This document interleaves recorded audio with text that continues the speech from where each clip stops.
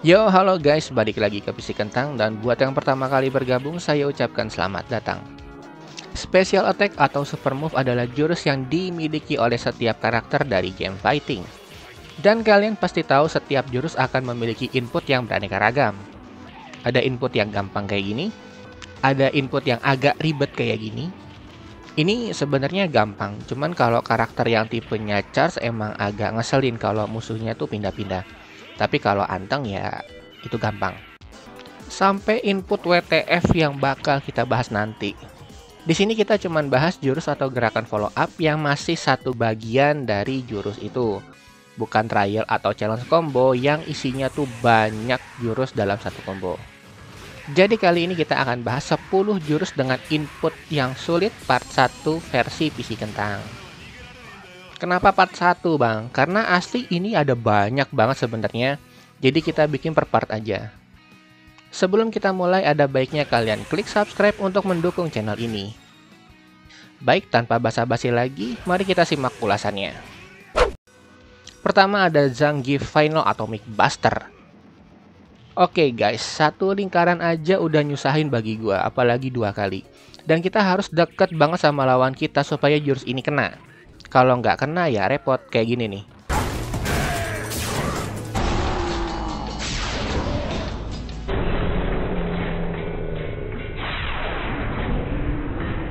Nah, kalau musuh lu kuat ya wes, mokat. Kalau di Street Fighter 4 sampai Street Fighter 6 itu ada jarak yang agak jauh. Jadi musuh kita tetap bisa kena meskipun kita tuh nggak nempel banget. Tapi kalau di Street Fighter 2 sama Street Fighter Alpha itu kudu nempel dulu baru bisa kena sama itu jurus.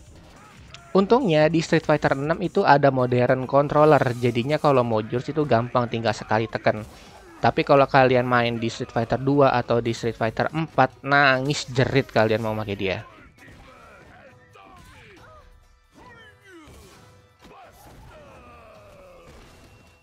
Yang kedua ada Double Somersault. Jurus ini pertama kali muncul di Street Fighter 2 Turbo. Inputnya tuh kayak gini. Jadi kita tahan dulu bawah belakang, terus bawah depan, bawah belakang lagi, terus atas depan. Ini sebenarnya combo yang cukup sulit, karena kalau yang lain bisa langsung eksekusi, kalau kita ini kudu charge dulu, baru bisa super. Apalagi kalau musuh kita pindah-pindah, bakal tambah repot lagi kita. Puncaknya tuh ada di Street Fighter 4, dimana kita harus mencet 3 tombol kick bebarengan.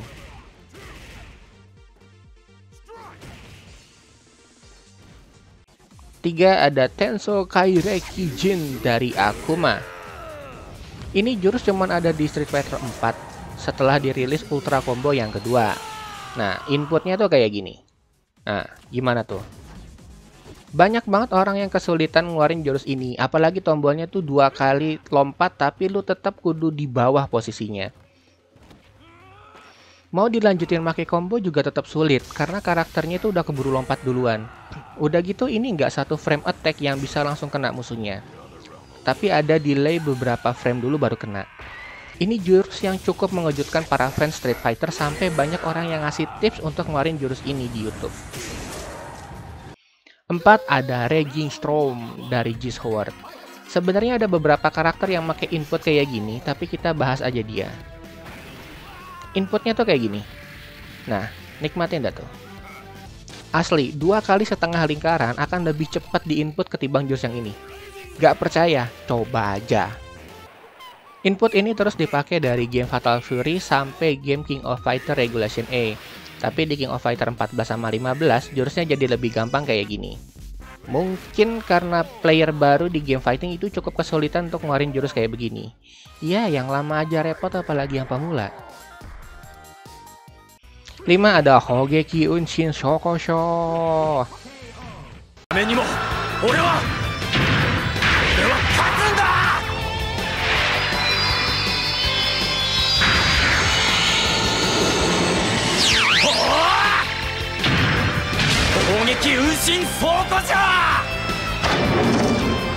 Ini adalah jurus dari Akira Yuki dari game Virtua Fighter. Ini gerakan yang paling sulit di game ini. Inputnya tuh kayak gini. Sistemnya tuh follow up. Pertama lu serang dengan pencet punch, kick, sama guard bersamaan. terus pas kena langsung pencet belakang bawah depan punch segar, terus depan punch. Jadi bisa dibilang lu bahkan harus pencet tombol selanjutnya sebelum serangan pertama lu kena. Ini tricky banget emang, dalam sepersekian detik lu harus pencet secara presisi belakang bawah depan kayak begini. Kalau kalian pencetnya belakang depan atau mungkin terbalik, otomatis gagal untuk dilanjutin. Gue yang sering main aja masih sering ketukar-tukar, apalagi kalau beneran lagi ngelawan player lain. Itu bakal jauh lebih sulit lagi. Meskipun serangannya itu sakitnya bukan main, tapi inputnya juga ribetnya bukan main. 6 ada Deadly Rave dari Chase Howard. Input Deadly Rave ini sebenarnya ada banyak usernya, kayak Terry Bogard, Rock Howard, sampai Athena juga pernah pakai. Tapi kita bahas yang pertama kali pakai move ngeselin ini dulu. Jadi kita bahas Chase Howard, jurusnya Deadly Rave. Inputnya tuh kayak gini. Jadi kita mulai dulu setengah lingkaran depan serang, terus kita pencet tombolnya sesuai dengan urutan jurusnya. Dan diakhiri dengan bawah belakang serang. Nah, kita harus mencet sesuai dengan tempo. Kalau kecepatannya gagal, kalau kelamaannya gagal, ya kalau sampai gagal, damage yang diterima tuh ya cuman sedikit banget, sedikitnya pakai banget. Bener-bener jurus yang punya banyak resiko, apalagi bagi para pemula. Dan sampai sekarang jurus ini masih menjadi jurus yang paling kuat mirip Chase Howard. Mungkin kalian sempat mikir, bang, barusan kan Akira lebih susah daripada yang ini. Emang, tapi di sini ada jurus lain dari Deadly Rave versi Nightmare Geese. Itu kayak begini. Meskipun sistemnya mirip kayak punya Akira, tapi tombolnya jauh lebih banyak plus lebih ngejelimet.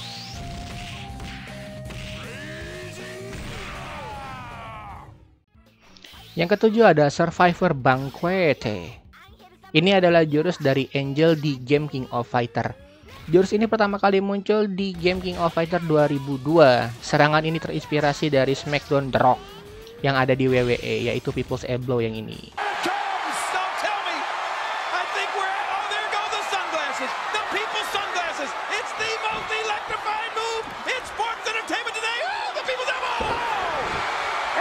Ya, keren ya.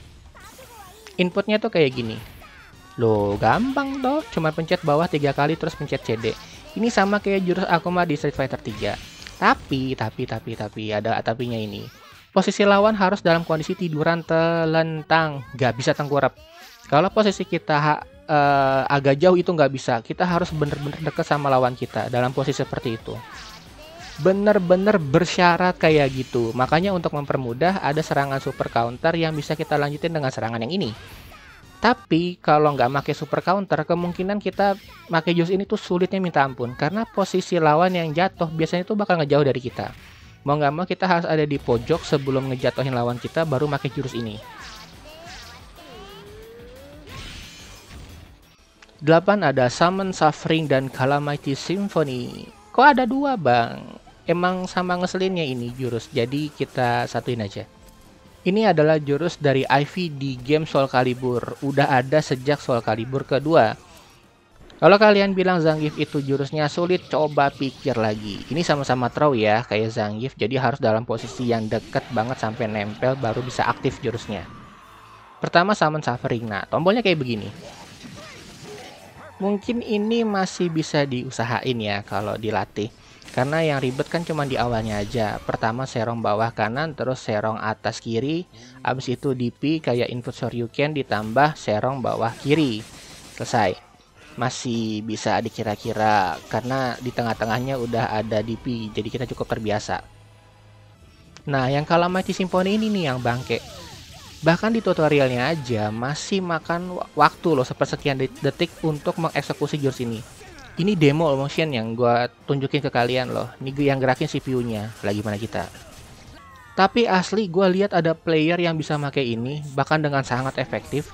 Biasanya mereka tuh menghindar dulu dari serangan horizontal, terus kita serang pakai jurus ini. Ya tetap aja susah, cuk.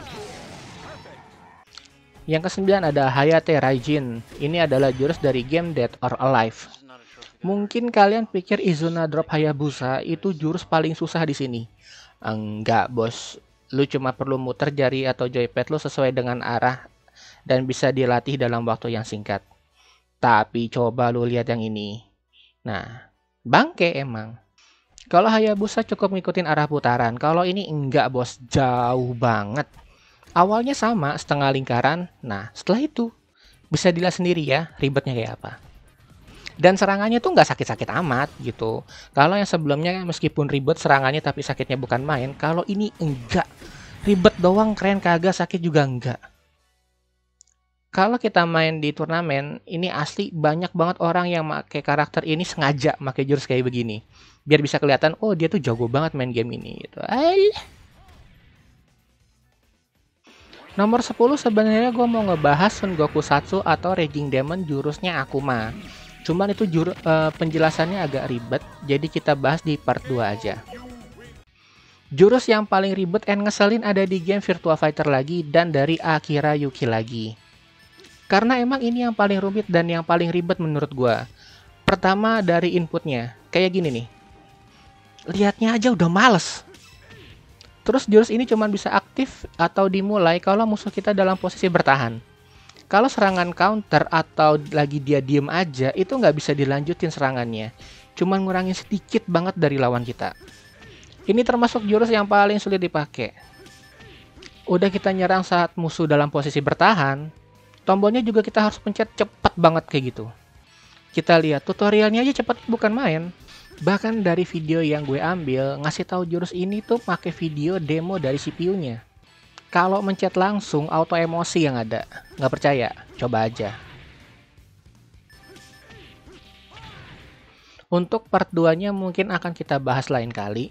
Soalnya ada banyak banget dan gue bingung ngurutinnya dari yang paling gampang sampai yang nyusahinnya keterlaluan. Mungkin kedepannya kita akan bahas game-game fighting dulu, baru kita lanjut part 2-nya. Sekian ulasan dari kami. Jika kalian suka dengan video ini, silahkan like, komen, dan share ke sosial media Anda. Jangan lupa untuk klik subscribe untuk mendapatkan konten-konten gabut dari kami. Akhir kata, salam PC Kentang.